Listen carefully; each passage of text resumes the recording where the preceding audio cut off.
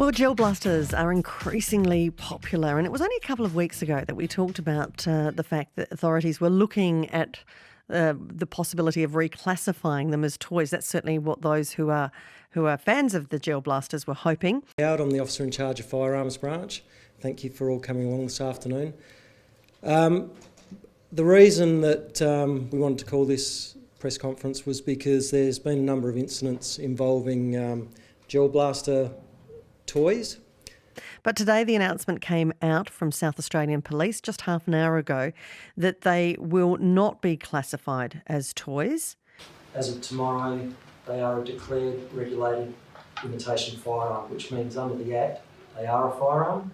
Guessing that was not the resolution that my guests were wanting to hear. Peter Heggie is president of the Shooters Union of South Australia, also a firearms dealer himself. They're not lethal. They fire balls of water. And they are toys, they're not firearms under the Firearms Act. Gel blasters have been probably around in South Australia for the last 2 years, and they meet the definition of a firearm. Chris Sinclair is treasurer of the Gel Blasters Association of Australia. Chris, good afternoon. Hi Sonia, how are you? Yeah, very well. Chris, how does what South Australia has done compare with what's been happening in other states and territories of Australia? Yeah, look, this is it's completely ludicrous. We've got a situation now where we have a gun amnesty on toys now. A lot of people will say they're toys, but they're not toys. It's either got to be readily modified to fire a projectile and also have the ability to fire a projectile. That's made of plastic. It doesn't meet those threshold tests, so it's not a firearm. There's approximately 50 businesses are going to have to close tomorrow with a loss of around about 350 jobs. It's going to put a lot of people in hardship. I'm sorry. So regulation, if it's managed correctly, where it's not going to disrupt businesses and the industry, I think I'd support that. But this methodology that they're looking at is just going to decimate the industry, which they've already crushed for the last 6 months by, not allowing businesses to import them. And they are toys, they're not firearms under the Firearms Act. I would say easily there's probably in excess of 200,000. Around the country? No, in South Australia. Oh, really? Yep. And so all of these people will have to now get a licence to own that gel blaster? Yep. And it's not illegal to own or possess a gel blaster. And this includes kids?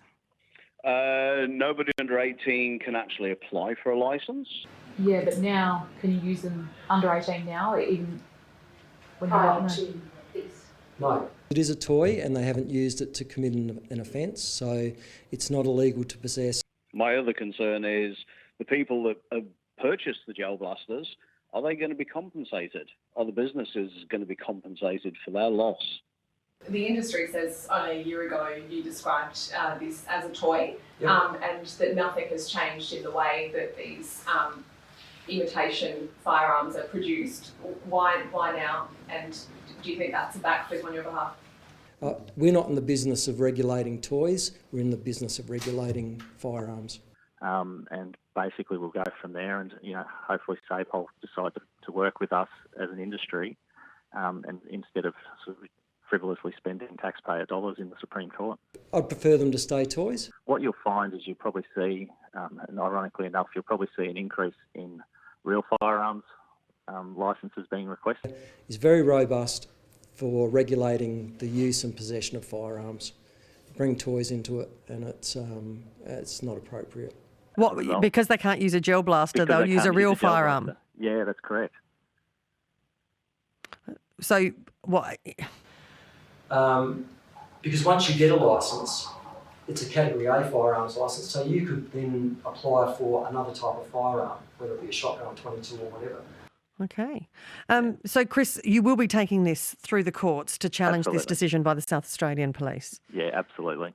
They fall within the regulation of the Firearms Act and regs. The process for getting that licence can include getting your normal gun licence for A and B. So you could then apply for another type of firearm, whether it be a shotgun, 22 or whatever. We're not in the business of regulating toys, we're in the business of regulating firearms. Can you still shoot this in your backyard? No. But these are firearms and they should be regulated. I'm sorry. Bring toys into it and it's not appropriate. They imitate the firearm that they imitate. So are there any questions? I didn't read that in the press release, did you? No, not at all.